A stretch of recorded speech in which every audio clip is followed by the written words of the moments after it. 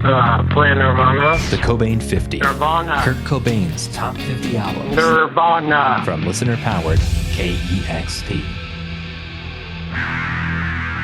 This is the Cobain 50 from listener-powered KEXP. I'm Dusty Henry. And I'm Martin Douglas. And before we get to the last round of albums on Kurt's list, we are going to air one more interview, our final bonus episode, I guess you would say. Allegedly. And this is an interview that Dusty and I did with Ray Farrell, who is a longtime music executive. Well, I use the term executive, but working at SST, I don't think any of those guys were executives. Not very corporate.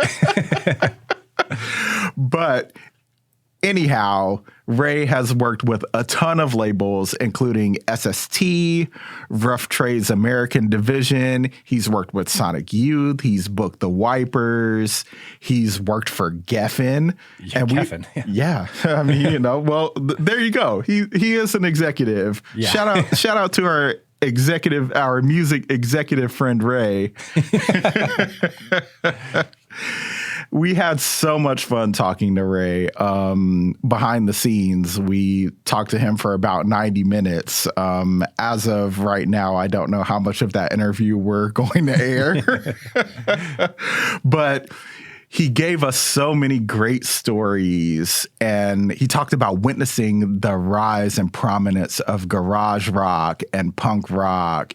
And he talked about working with Sonic Youth, hanging out with Kurt. Actually, we've got some really great stories about Sun Ra, which I did not expect. And I have to say that talking to Ray was a thrill, a pleasure, an honor. And yeah, like I feel like I've said this a few times during the run of this podcast, but talking to Ray was some of the most fun I've ever had as a music journalist. Like, it's just a wonderful interview. And so we are going to air as much of it as you can stand. Yeah, this was such a fun interview, Martin. Like, kudos to you for bringing this up. I was not familiar with Ray, but these are the type of interviews I live for, as like the behind the scenes stories you never heard. Like, this was such a window into the background of all these albums and labels that are on the list and this music scenes that we both came up loving. So it was cool to get a new angle on something I thought I knew a lot about, and there's always still more to discover. Right. I think this interview is so emblematic of the amount of people that are in these music scenes that we love and participate in the quote unquote music industry, or just, putting out records. We don't even have to call it the music industry. So many people are involved in putting out records that last with us for the rest of our lives. And I think this interview with Ray is such a illuminating portrait of someone who has worked behind the scenes on so much great music, so much music that people like you and I, Dusty, hold in our hearts and have held there forever. And with that said, enough of the preamble. Let's get into this interview with Ray Farrell. Shout out to Ray. Thank you very much, Ray. This is the Cobain 50. Let's get into it.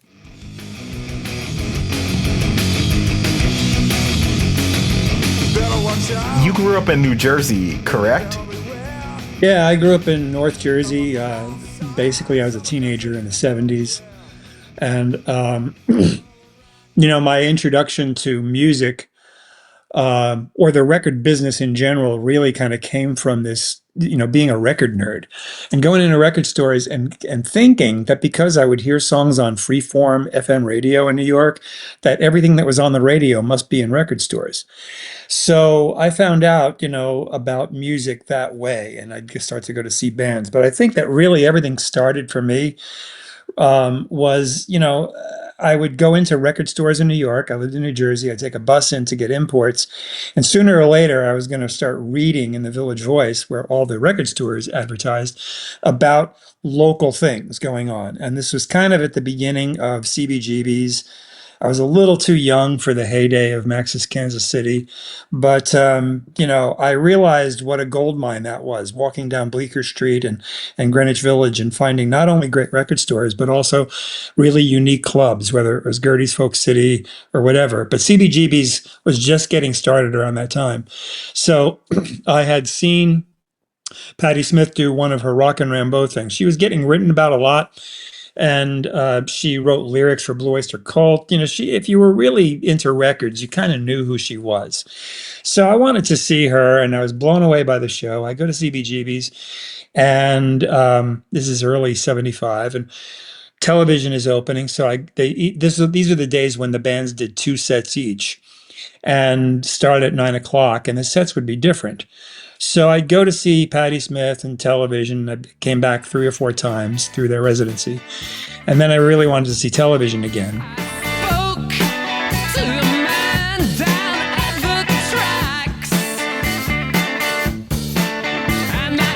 So I go back to see television, and the opening band is the Ramones. Hey, little girl, I wanna be your boyfriend. I'm like, oh my God, this is amazing. I got to come back and see the Ramones. I come back to see the Ramones, and the opening band is the Talking Heads. And you may find yourself living in a shotgun shack. And you may find yourself in another part of... I'm like, oh my God, this is great. And I'm starting to think this is absolutely nuts. Like every time I come to this club, I'm seeing a really great band that hasn't made a record yet. Now, of course, that was going to start to subside. Not every band was going to be great, and I think after Mink DeVille, which was also great, I didn't, I was starting to find that, some of the bands weren't always that good, but that was really what started me in paying attention to that. So it's before punk rock, but it's kind of what set the tone for what I wanted to do in my life in the music business, if there would be one.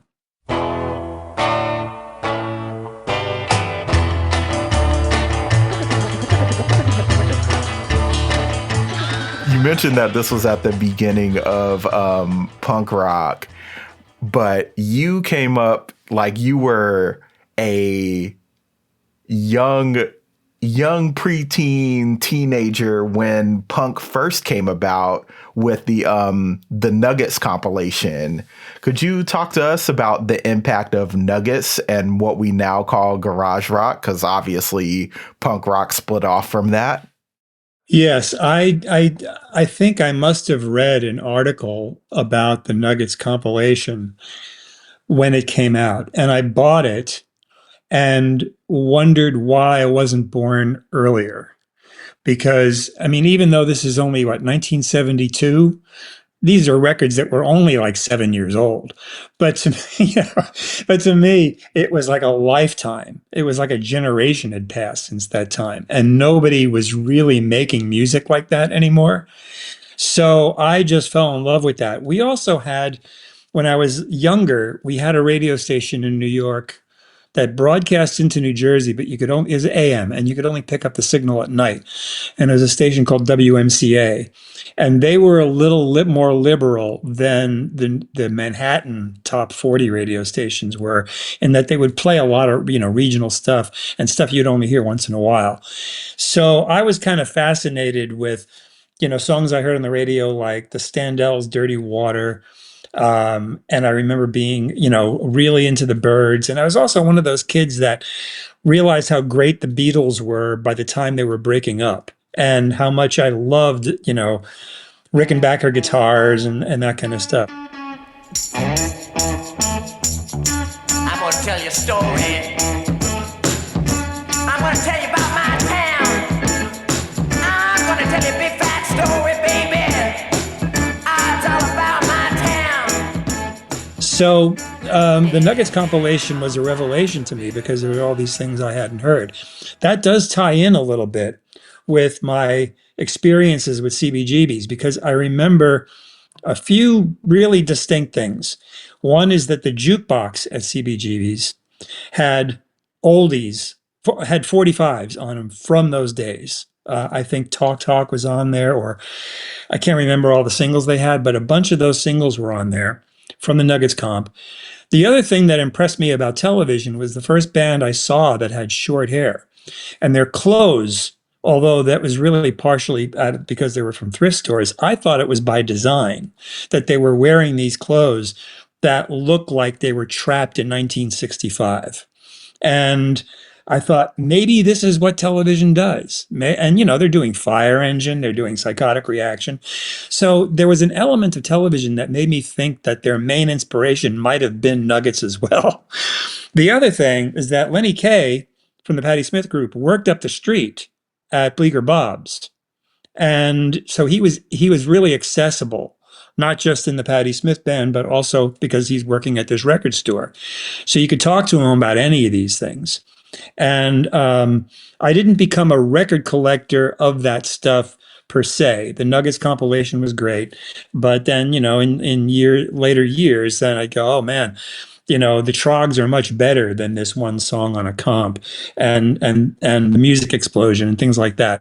A few minutes ago, you mentioned seeing Lenny Kaye at Bleecker Bob's. Could you elaborate on the importance and the appeal of going to record stores beyond like your younger years when you say that, you thought that everything you heard on the radio was at the record store? Lenny was like a professor. I mean, and he knew about a lot of older stuff. And I had, there's in my family, one of my cousins was a big doo-wop fanatic, and she was my babysitter for a lot, through my youngest years. And I remember after school, she would have her girlfriends over from school, and they would just play these doo-wop records. So I had this kind of emotional attachment to it.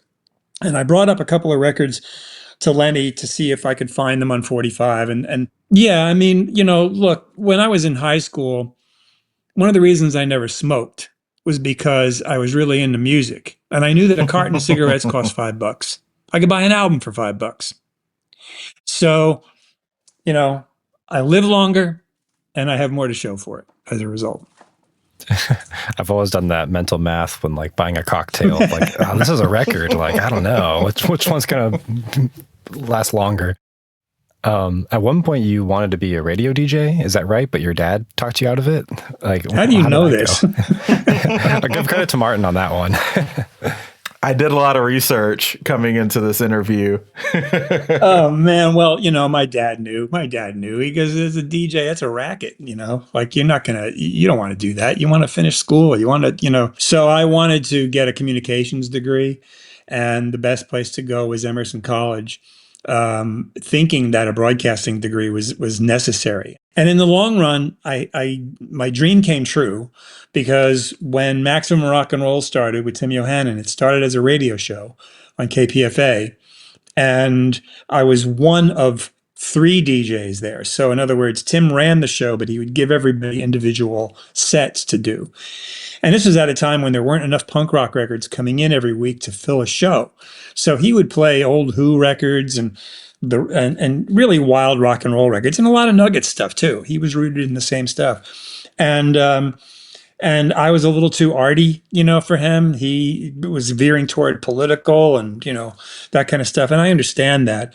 But that was where I got my first taste of it. And then KPFA, which hosted the show, was the music director there was was run by a music director who had a big cred in the 20th century classical world, Charles Omarkanian. And I submitted a tape to get my own show. I had to take over a show where a guy was leaving. And in those days, if you had a radio show on KPFA, you would be there until you left. So there was an opening coming up on a 12 to 2 in the morning slot on Thursdays. And so I sent in a tape, and amazingly enough, because I put a sampling of the things I would play, I didn't really want to play punk rock. I wanted to play The Fall, and I wanted to play some rock bands. But I was really much more into trying to figure out the link between 20th century classical, which I knew nothing about, but also the industrial area and electronic and Cabaret Voltaire and stuff like that. That was kind of what I wanted to forge. And on my tape, I put a selection of Glenn Branca, and he knew exactly who that was.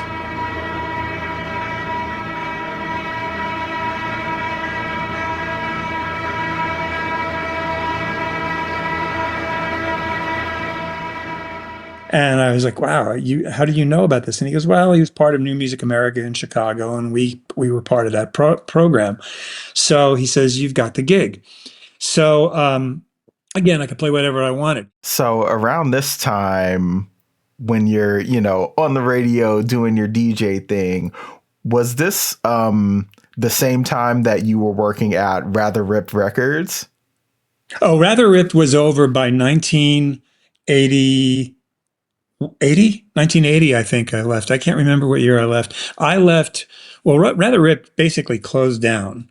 The two owners, I mean, it was a great store, and I was the independent buyer. I was the import buyer. I had a really great time working at that store. And I was talking to Rough Trade, who were trying to establish in the U.S. I didn't go there right away because they were kind of, how do I describe the business model? They were a collective, and they weren't paying minimum wage, and they had too many people working in a small space. And I just said, call me when it's something that's a little bit more reasonable, and I'll be able to at least make my rent. And you wanna get it out? Don't you want to wait around? So you mentioned Rough Trade.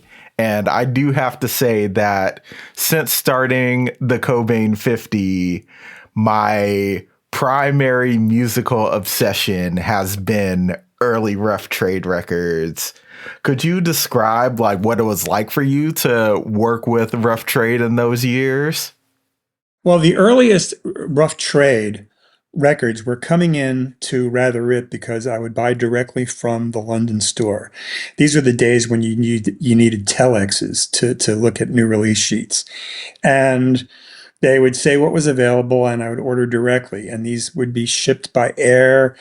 You'd have to figure out a way of keeping the cost down, because the more expensive the freight is, the higher the cost of the record's going to be. But we were the only store in the East Bay that did that, East Bay being Berkeley, California. And so that was how I started interacting with them.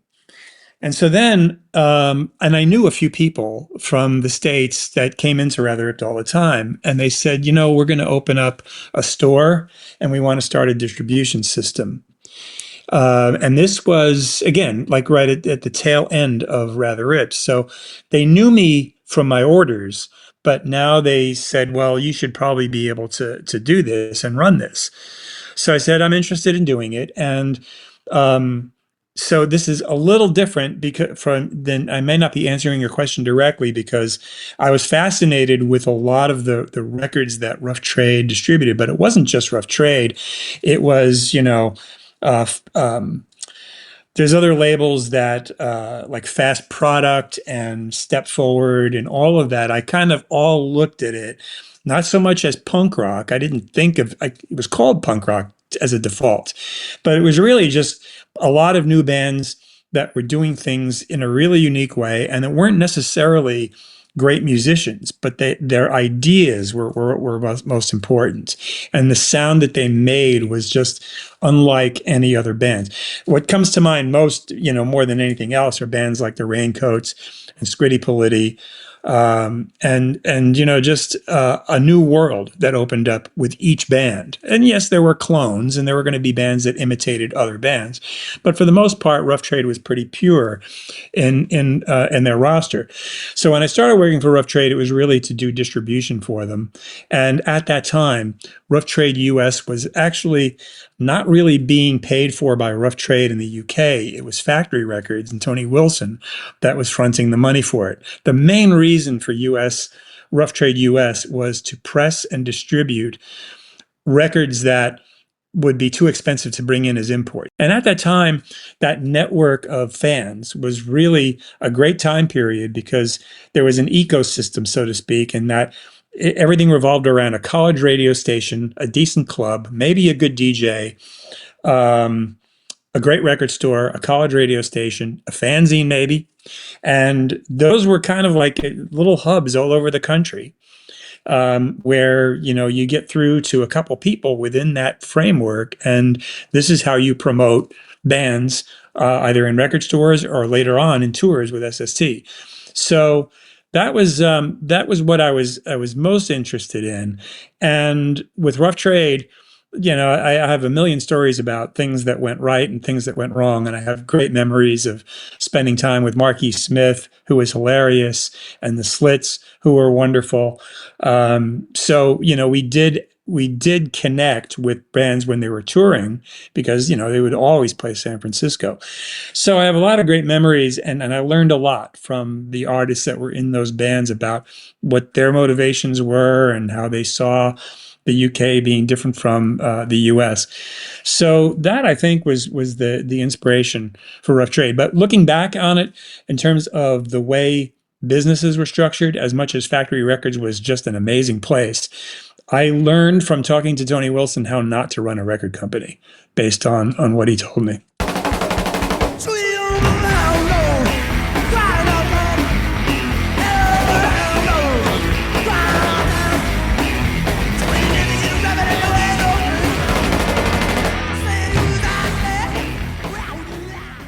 Your indie label bona fides are pretty incredible. You also worked with Subterranean Records and CD Presents, who put out a few albums on Kurt's list, Flipper and Tales of Terror, which that's one that's become a favorite of mine now too. I didn't realize Tales of Terror was on his list. Huh? Yeah, that was one I really like. I hadn't heard it before, and it's become an obsession. But yeah, I'm curious if there's any fun stories about those bands or those labels. Subterranean was, I knew them, and I was kind of going through this period where I left Rough Trade. I didn't really know what I wanted to do. I was starting to talk to Joe Carducci, who had moved from Oakland with Systematic to SST. He was starting to put something in my head about, you know, moving down there, and I didn't really want to leave the Bay Area. So when I worked for Subterranean, there wasn't much to do. I mean, I was really good at promotion, and it was like it was too small a scale to be affected by promotion, if that makes any sense.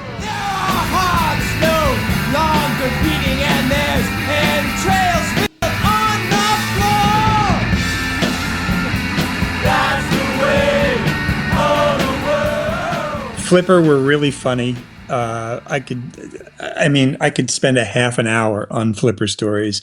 I won't do it here, but I had some crazy times with them, and so but they also had, you know, weird records by Tommy Tadlock, who was a brilliant producer, and I'm trying to remember if Frightwig was on the label. They had a lot of really cool stuff, and it was all kind of beyond Flipper. It was all like sub-underground within San Francisco. These were bands that even people in San Francisco didn't know anything about, and around certain scenes and clubs, like the Clubfoot.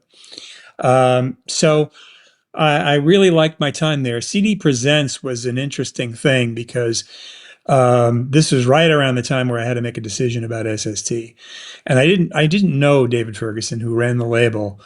He was a lawyer, and I don't know really why he started a label, because he didn't really seem to have any taste in music. Like, I could never get a handle on why he would sign something. But he put out the Avengers album. He did, yes, the Tales of Terror record.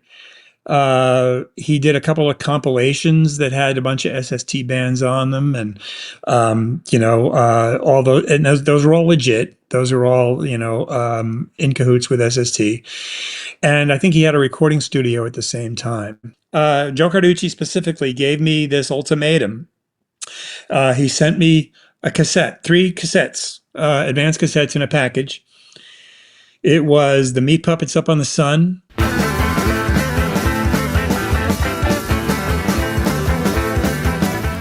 The Minutemen's Double Nickels on the Dime. Should words serve the truth? And Husker Du's New Day Rising. Wow. Talk about a Nice. recruiting package. Yeah.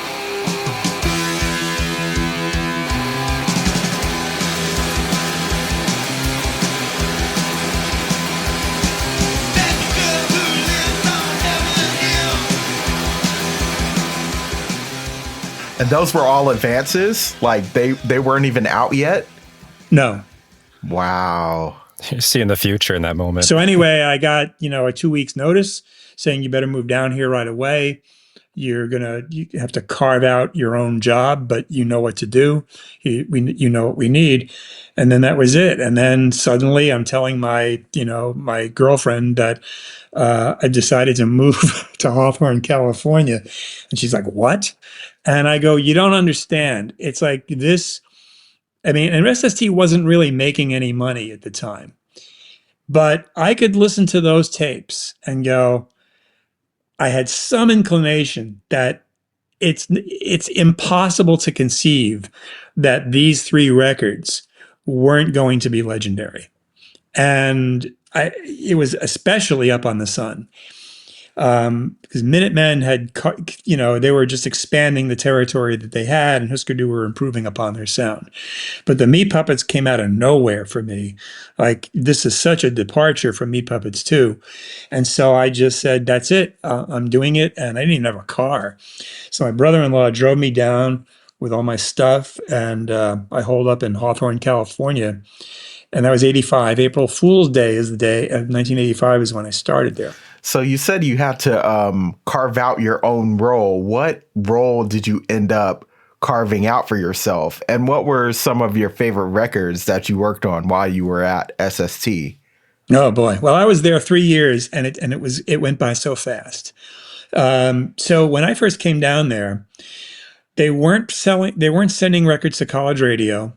They weren't doing any kind of press outside of the top people that Joe Carducci had relationships with. And he had relationships with, Robert Palmer and David Frick. I mean, he only cared about the big national stuff. And that's just because he was busy with other stuff. He was the production guy.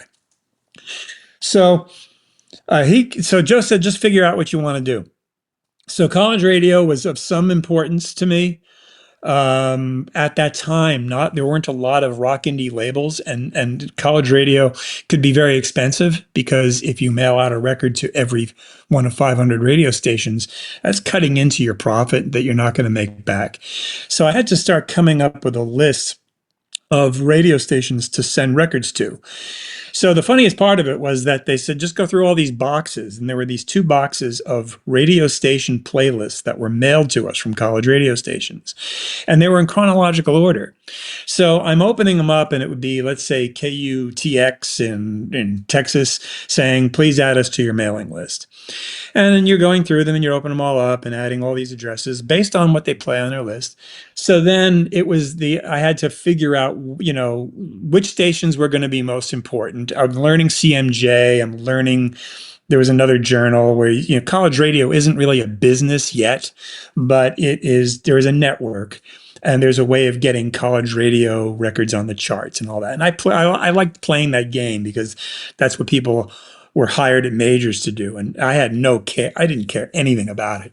But college radio didn't sell records. But what it did do was it was great for press, because if you could say that you had the #1 college radio record, every time you got an article, in a regional paper about Meat Puppets coming to town, it's like, by the way, they have the #1 college radio record in the country. So it kind of made more sense as a statistic than it did as an actual airplay, because you don't really know if they're playing it that much. They're doing you a favor by putting you in the chart. So that was my role there. And then I also realized that we weren't doing regional press, and I took it upon myself to do regional press. And of course, these are regional papers, so they don't really know they would not interview, these bands, because they wouldn't have anything to talk about. I try to work and I keep thinking of World War III. I try to talk to girls and I keep thinking of World War III. The exception was oftentimes the Minutemen, who were so gregarious with people and so interested in what other people thought that was a different thing because everybody felt comfortable talking to them. And we'd get a lot more mileage because people they couldn't talk to him without wanting a tape recorder and reprinting what they said. So, there were some bands that were like that.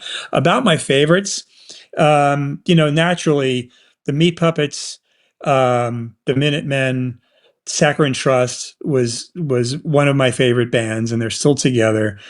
I guess let me just say something about this because I also really liked Black Flag, but I liked Black Flag live more than I paid attention to their records. I didn't get it on the record. Live with that sound system, they were great.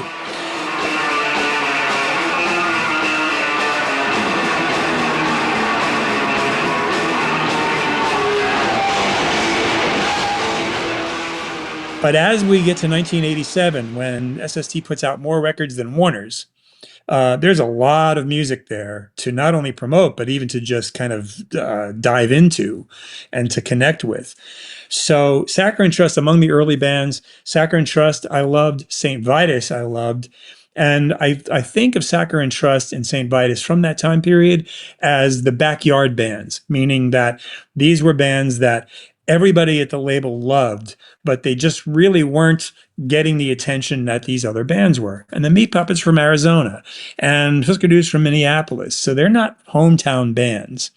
And there was a lot of celebration of what we had that was local. It didn't matter whether they were selling out the Roxy or anything like that. It was part of my community. My entire social circle were people in the bands, people that threw the parties, and and my girlfriend was friends with the band's girlfriends. So it was like we didn't have to go anywhere. I didn't even have to go to Hollywood. I could just stay in the South Bay and be happy with what we had down there. So those were some of the bands that I really loved from the early days.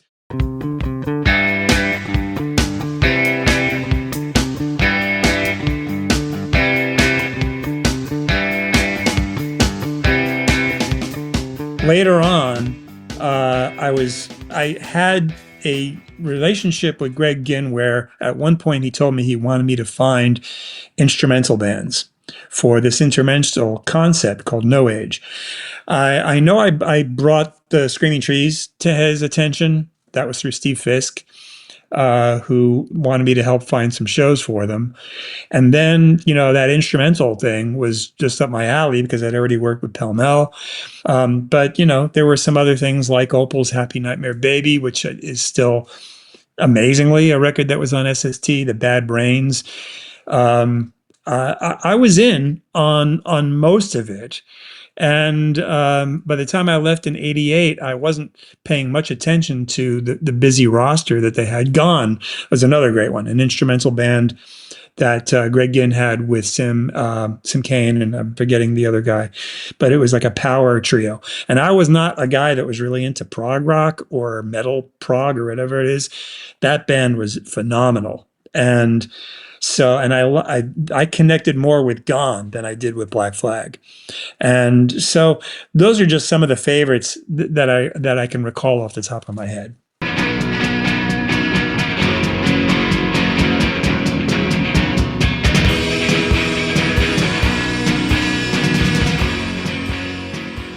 Wow, that's amazing. Did your time overlap? I know you have a lot of history of this band, but did your time at SST overlap with signing Sonic Youth, and what were your impressions of them initially? The Sonic Youth story is interesting because I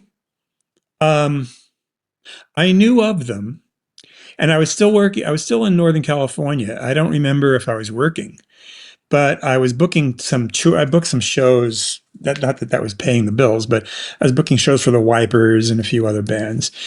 Gerard Cosloy was at Homestead, and he called me and asked me if I would help book some shows in Northern California. I think this is 1984, because Sonic Youth, Bad Moon Rising was about to come out, and they were coming out for one of those desert festival shows. I can't remember which one it was, but they were coming out to LA for that. So they're like, well, we're already in California, and it was their first time in California.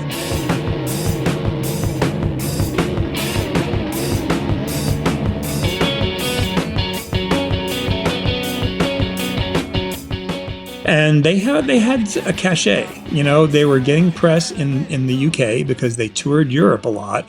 They were on Blast First in Europe, which was really good with press.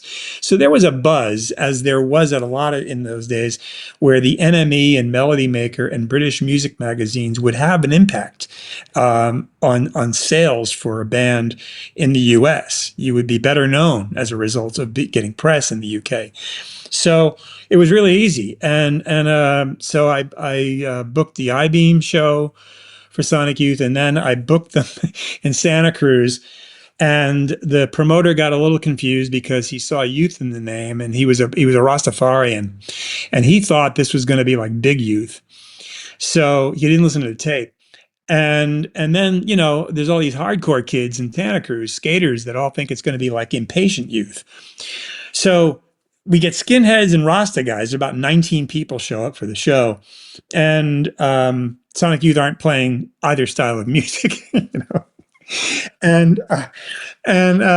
But the I-Beam show was a great success, and then that was it. And then shortly after that, I'm working for SST, and it was the first thing that I brought up with those guys. All of the SST guys, especially Black Flag, they knew who Sonic Youth was, because Sonic Youth, I mean, they knew how to work a room. They knew how to work everything. So as a good example would be that Black Flag would be on tour, and Sonic Youth had just come through that town weeks before. And Sonic Youth knew the Black Flag were coming through town. So Sonic Youth would spray paint on the backstage area, "We love you, Black Flag, signed Sonic Youth." And this happened like 4 or 5 times. And of course, it gets on Black Flag's radar. It's like, who is this band? You know? And I mean, like I said, they knew how to work a room in an as existential way. And that had some impact. And then, you know, there was some discussion amongst the owners, and then they went forward. But having worked with them before, one thing I could say was that they were among the most intelligent bands I'd ever met. They had this mercurial quality that was very similar to the Minutemen, in that they were interested in the arts and film, and you could read an interview with Sonic Youth. Reading an interview with Sonic Youth was a lot like the way it is to read an interview with Patti Smith, where you're going to learn more about other writers, other artists, just from one interview than you would ever have known about if you were trying to research stuff yourself. And that was, I think, Sonic Youth were really great at understanding underground culture as well as highbrow culture, and they could play back and forth with that. So to me, it was like a no-brainer. It's like, if you have a band, when you're thinking like a promotion guy, and you're thinking like, well, the Minutemen, everybody wants to talk to them. Well, it was going to be the same with Sonic Youth. It's like it was the perfect time. And they need to get a better distribution system in the States. And so the timing of that was great. It started the top, now it's spiraling down. Works best when it's lost, digging under the ground. Never mind it now, we can bring it back. It's total trash. Yeah, after leaving SST, you joined Blast First, which put out famously Sonic Youth's Daydream Nation. Was the Sonic Youth connection what landed you at Blast First? Well, Blast First had issued a bunch of earlier Sonic Youth records. They issued Sister, Bad Moon Rising. They were the British label for that. And it was a smart move, because at that time, it was really hard for US labels to export a lot of records to the US if you did not have a distributor that was working for you in the UK and Europe. It was too much of a gamble. So I don't fault SST for not doing that. But the benefit that that Sonic Youth had was because Blast First was not only doing, them and Dinosaur Jr. and a bunch of the Touch and Go bands, I think, Big Black, etc.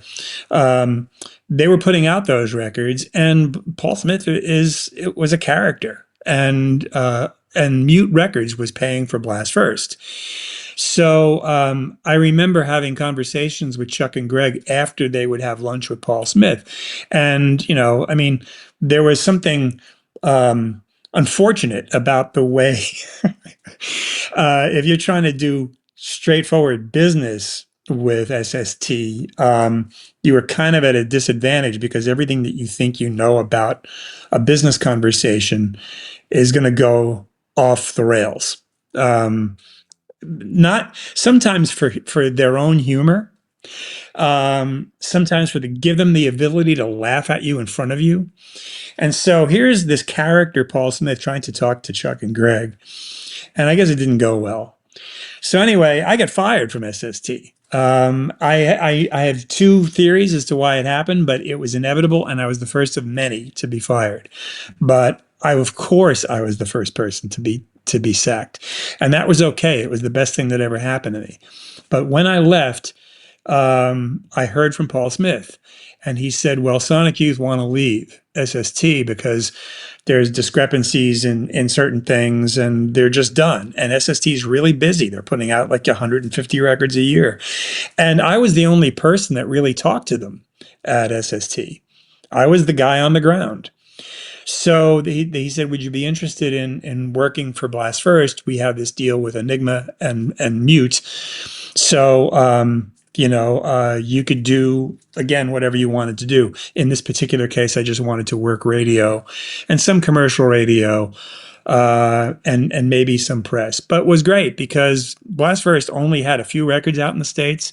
It was Sonic Youth, it was Chaconi Youth, which we needed to delay a little bit, Glenn Branca, who was very low maintenance, Sun Ra, who was not somebody you engage with in terms of promotion, and then Band of Susans, who were really great, and a few other bands that I never saw, like Ut and Head of David, but I'm not even sure that those records came out in the States.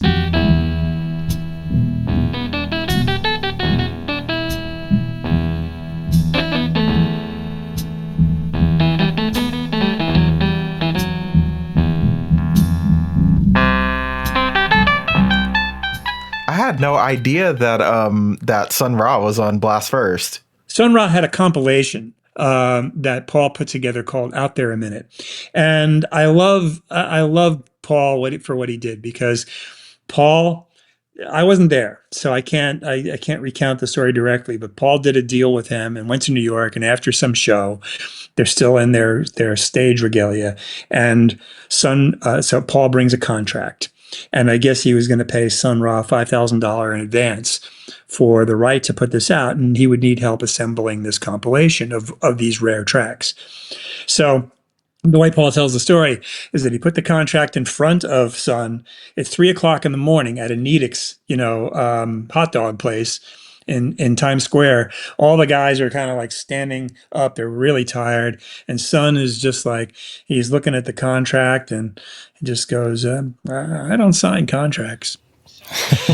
So Paul is finding some way of dealing with it. He doesn't really want to give him the money unless he's doing it. And so Sun goes, how do I know you have the money? And sure enough, Paul has a briefcase. It's like a James Bond movie. He has a briefcase and he opens it up and shows them the money.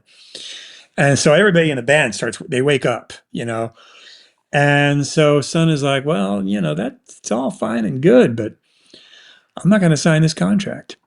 And Paul comes up with the most brilliant thing. And I don't know how he had this, but he took a Xerox of a press photo. It wasn't the actual press photo, 8x10. It was a Xerox of it.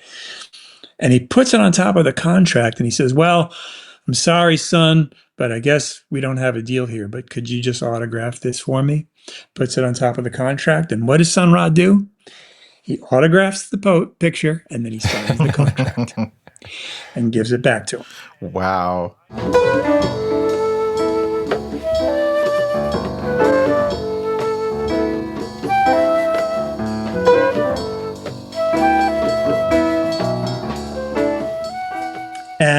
I had two times where I talked to Sun Ra that are unforgettable.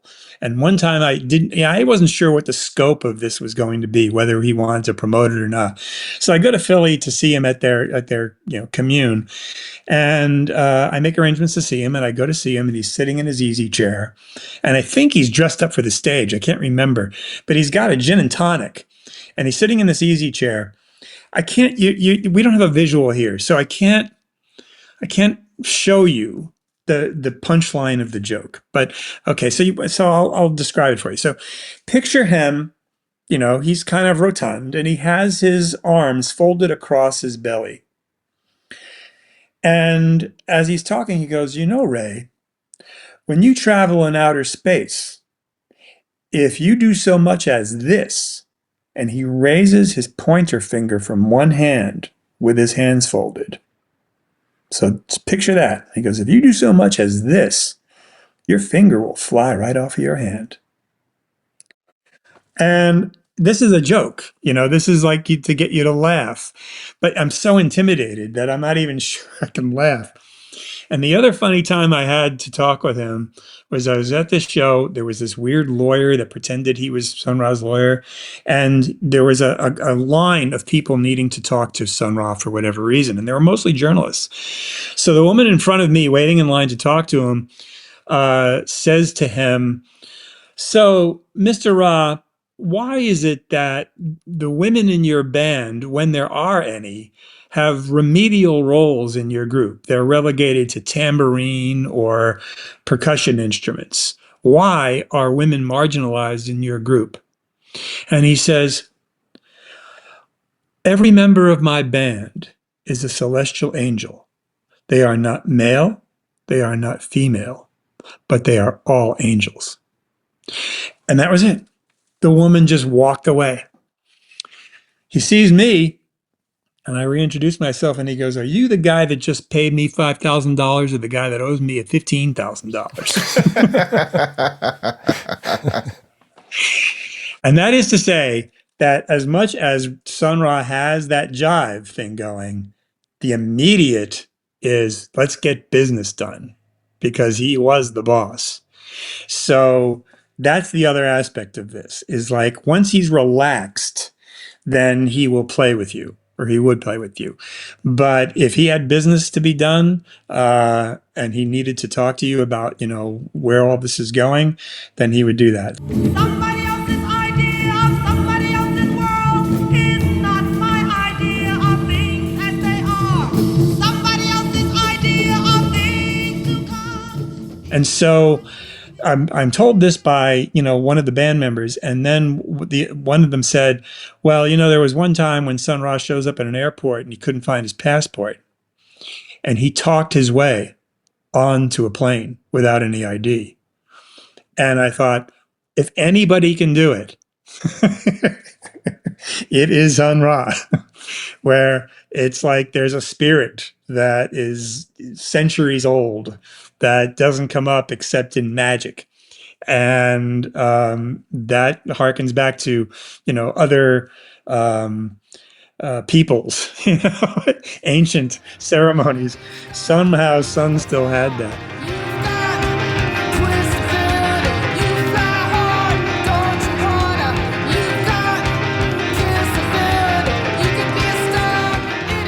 It was really fun doing the Daydream Nation thing because, as I said, that was all we had. And I didn't have to work any other records. And at that time, Sonic Youth were interested in signing to a major. I went with them to talk to different major labels. They wanted me to be their manager. I can't handle this. I don't really want to be in that world. There are bad stories out there saying that I signed Sonic Youth to Geffen. They signed me to Geffen. During your time at Geffen, did you ever interact with Nirvana at all? Yes.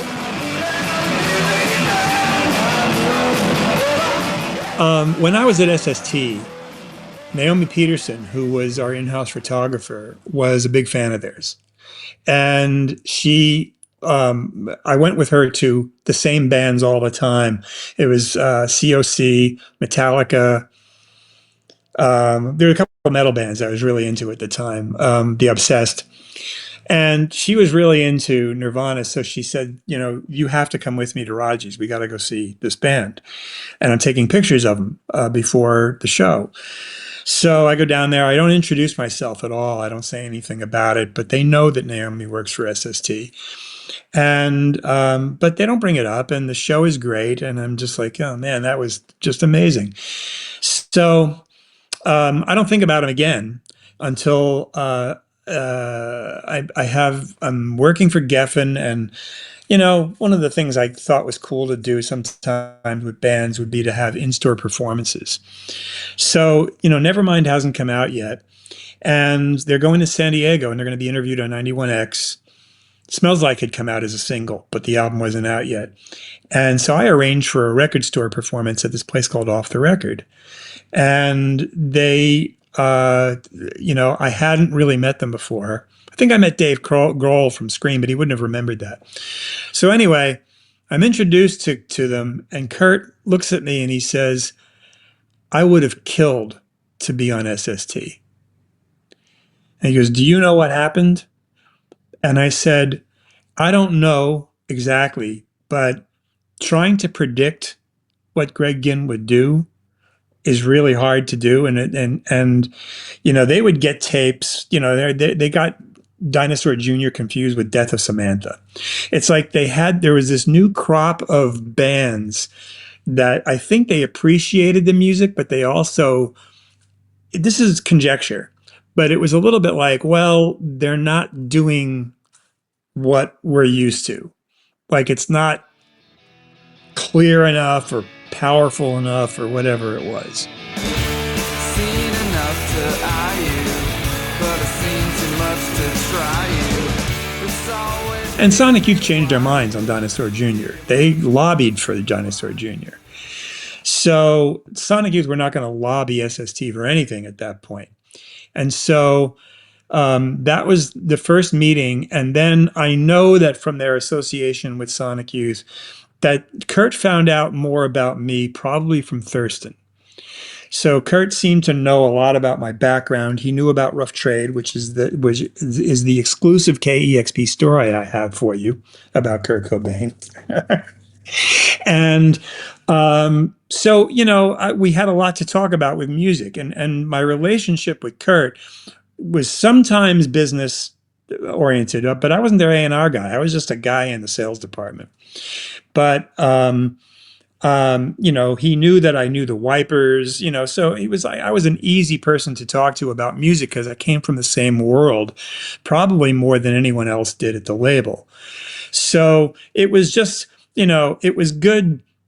It was good to have these conversations like you would with anybody. It was like I didn't think of it as Kurt Cobain. I just thought here's a guy asking about, if I ever saw Jesus Lizard or Scratch Acid or something like that. So that was the basis of the relationships.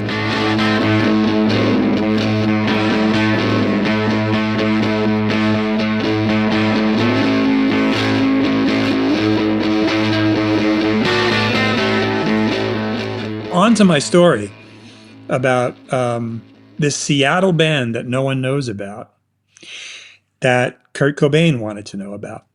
So every once in a while I'd go up to their house, and this was after Nevermind, and I don't know, there'd be a rehearsal or whatever, it wasn't really businesslike. But anyway, they just bought the house. He and Courtney bought the house, and he didn't have records on shelves yet. They were all sitting against a wall and against a banister. So they're all in piles of about, 100 records, and you'd have to crouch down on the floor to look through them. So I'm looking through them, and I don't, I'm bored with it after 3, racks, and I go back and I sit down. So he brings a record over to me, and he says, what do you know about this? And it was a record on Smash Trade, which was a division of Rough Trade that was set up for one band from Seattle called the Smash Chords. And I told him, this is Seattle. This is a Seattle band that no one's ever seen. So he goes, okay, tell me what the story is. So now I'm telling you what I told Kurt. So anyway, Rough Trade in America didn't have the freedom to just sign bands to Rough Trade in the States. That was verboten, and you'd need Rough Trade in the UK to say yes, it could be done. So this was not going to fly with this cassette that we got from these two guys calling themselves the Smash Chords. No picture, nothing, but the music is all, it's just two guys playing cheap Japanese model electric guitars, and they're kind of doing Link Ray, but it's almost like a deconstructed version of garage rock. And there's no drummer and there's no bass player, and it's instrumental.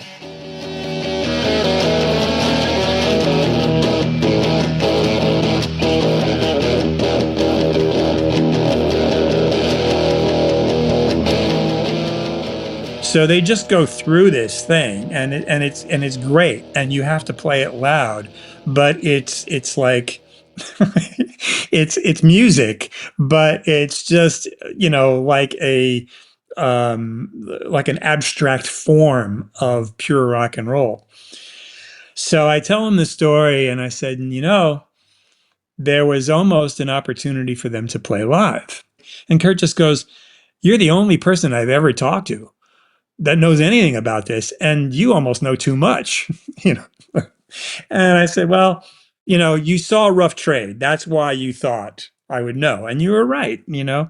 But the other really endearing thing about Kurt was I'm going through his records, and he's kind of standing over my shoulder because he wants to, as I'm flipping through them, he might want to ask a question about it. And we're flipping through them, and he's got 3 sealed copies of Alvin and the Chipmunks Sing the Beatles' Greatest Hits.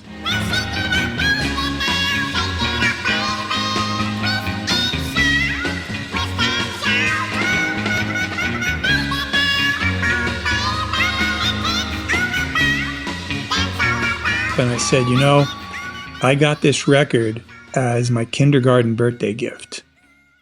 Kurt just says, "You have to take this record." He goes, "Again, I don't know anybody that knows anything about this, and you have a backstory." And that's about it. I can't speak to the business of Nirvana.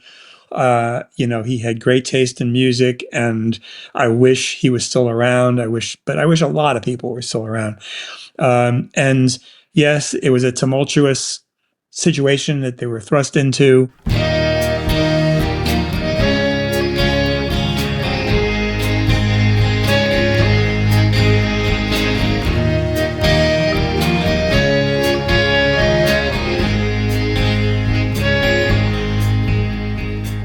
And I think more than anything else, with all respect to you guys, I'm a little overwhelmed now, even just looking at my phone and Facebook feeds of 30-second clips of Unplugged. And it's not that I need to get away from it, but I know that there's this other almost John Lennon-like wave of respect and curiosity and realization of how talented he was. So I think I have this psychological barrier to I can't talk about, you know, the bad things, but I can only remember a lot of the good things. And there were a lot of really fun times with them, even though I wasn't as closely aligned with them as other people at my company were. But a lot of where I became a confidant for them in general was, okay, you're the SST guy, so what do you think about this proposal that we're getting from promotion?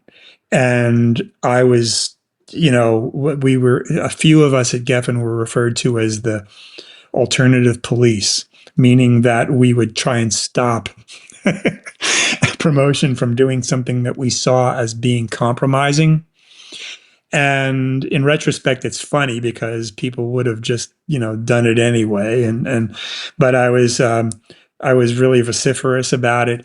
And I'm remembered by people I work with for being that guy that would try and stop things from happening. Not just Nirvana, but, you know, it could be other things where I was just like, you know, this is not the best move forward for a band that's on the ascend.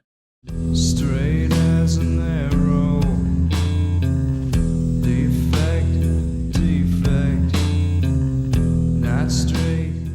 you're still working in the music industry, correct? Yeah, I can't get out of it. I tried. So anyway, the basics are such that after leaving Geffen, it was right at the time when digital music was this idea, but digital music was really just being traded illegally through a company called Napster. And I knew that the next step of what I wanted to do in the business was to be with a legitimized version of that, because I knew digital was going to be the future. It wasn't going to suddenly be shut down and then go back to CDs. The concept was too good to have the industry determine how people are going to be involved with music. So I got involved with a company that was groundbreaking in terms of how you deal with it, because it was a legitimate service and there was downloads in a subscription format, but there were no rules around how you paid publishing or how you pay for stuff when there's no list price on a CD. So it was fun to be with that. And I've been doing this for, since 1999. So I'm still doing it. I've been with the Orchard off and on for 20 years.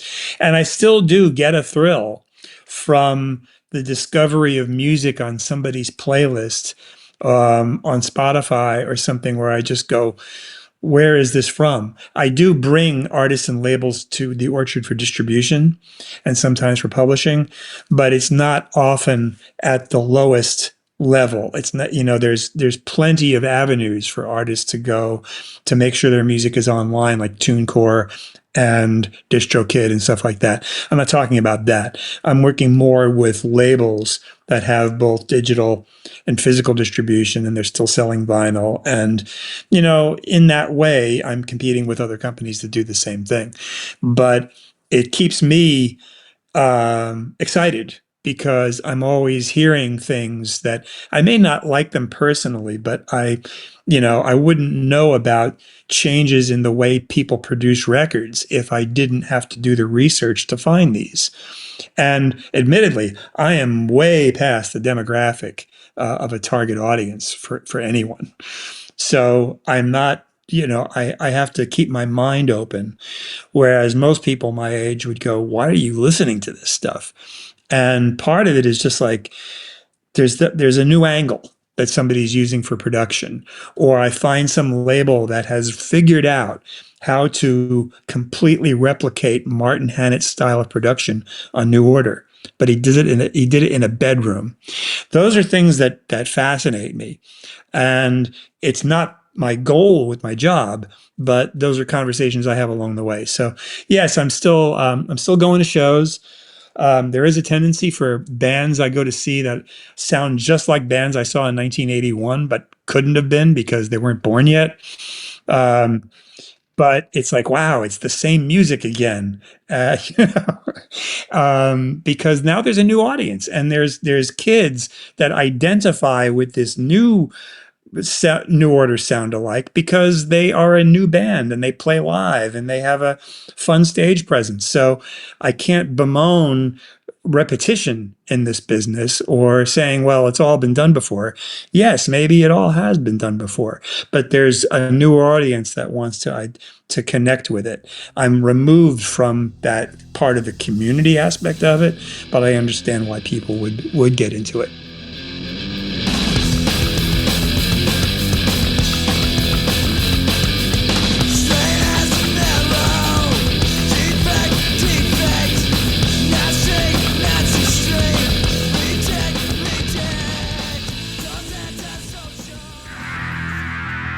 This piece was produced by Martin Douglas. Audio was mixed by Matt Martin. Special thanks to Isabel Khalili, Larry Mizell Jr., and Roddy Nikpour. Yeah, shout out to Roddy, who is currently, I was going to say, chilling with his wife and his new child. But I think when you have a newborn child, chilling is the last thing that you're doing. Yeah. But yeah, shout out to Roddy. He unfortunately is not with us right now, but it's for a very good reason.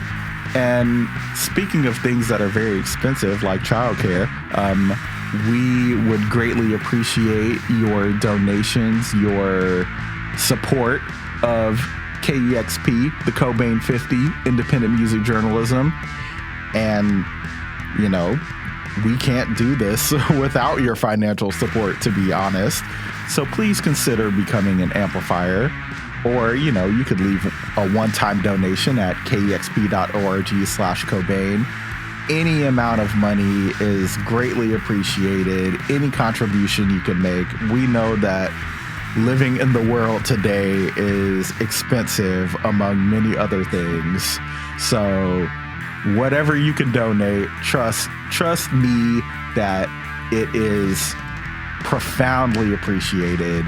And even if you can't donate anything this week or next week, just listening to us is a great amount of support, and we greatly appreciate everyone who's listening to this podcast, everyone who listens to KEXP, you know, your bumper stickers, your t-shirts. Thank you all.